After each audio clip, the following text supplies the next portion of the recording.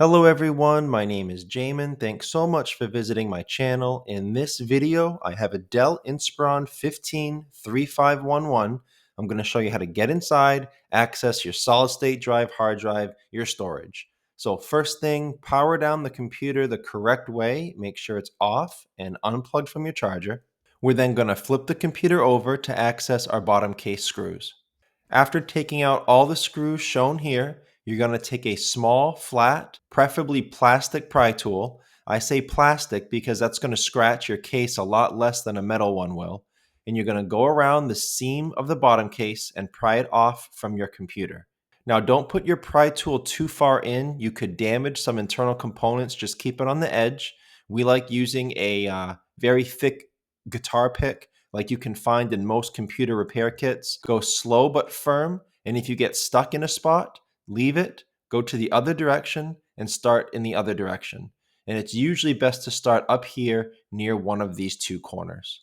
After you get your bottom case off, this is what you're looking at for the inside of your computer. Now, as a general computer repair side note, whenever I'm working on a laptop in my shop, it's sitting on an anti-static mat. Either that or an anti-static bracelet are great ideas to avoid damaging anything in your computer when you're working on it. If you would like help with any tools or supplies for your computer project, there will be a link below in the description. It'll be a list of all the tools and supplies that I use in my shop. And also, as we go through this computer to repair various components, I will have another link below in the description. It'll be a list to all the upgrade and replacement parts for this specific model computer. Now, before I touch anything inside a computer, I always make sure to remove or at least unplug my battery. A computer is safest to work on when as little power as possible is running through it. So your battery is right down here near the right bottom of my screen. You can see the screws by the M2 and the little white triangle or arrow. That shows you a battery screw. So you have one in the corner here, one down here, and one over here. So we have a couple things on this battery. You have your hard drive ribbon cable here. So to be safe, you would unhook this from the motherboard. These type of ribbon cable clips are very fragile. You have the white port, the black clip, and the ribbon cable goes underneath that black clip. That black clip is what secures the ribbon cable down. It opens kind of like a book cover. It opens from the bottom here. The hinges are on the top. So the way you would operate that is you would take a small, very, very flat pry tool, slide it carefully underneath this black clip from the bottom, and then pop that up a little bit, again, like a book cover, so that it releases the ribbon cable. If you break that black clip, you most likely will not be able to find a replacement, which means the ribbon cable will no longer be able to secure into that. So be very careful not to break it. To unplug the battery from here, you would just use your fingernails or a pry tool on either side of that plug and pull it down, wiggle it down out of that port. We try not to pull on the wires or cables if at all possible in a computer. We just try to pull on the plug. Okay, so now that the battery has been dealt with, we can proceed into the computer. As far as storage, this computer has two different storage locations. You have this solid state drive location here. It's an M.2 port. And you have this SATA 2.5-inch hard drive location here. So two different storage locations. As far as this solid state drive port, again, this is an M.2, PCIe, NVMe.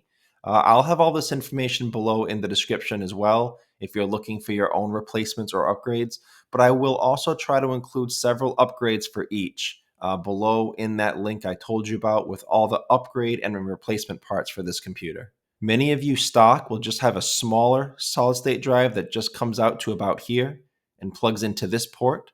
In order to screw it down, they've used this metal guard to kind of extend its length to screw down here. So to get this solid state drive up, you would undo this screw, take that out, remove the metal guard, and it would reveal this small solid state drive. It's a 2230 solid state drive, and then you would pull it out of this port. Below in the description, I will have a few replacement and upgrade options for this. Most of you will have a 500 gigabyte-ish solid state drive here, the 2230 size, the smaller size. So I will have a replacement 2230 size 500 gigabyte drive, but I will also have a couple full length ones that go all the way out. Maybe I'll give it a terabyte and a 2 terabyte if you're looking to upgrade.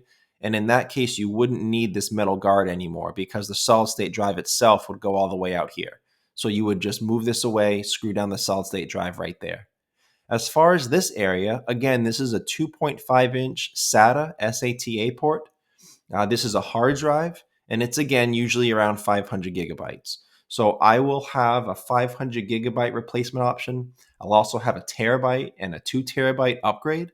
But you can also upgrade this to a solid state drive. They do make solid state drives in this format, in a 2.5-inch SATA connection format that will fit in here. So I will also include a couple upgrade options for that. Solid state drives, they're faster and they tend to break less often. So not a bad upgrade if you're coming in here.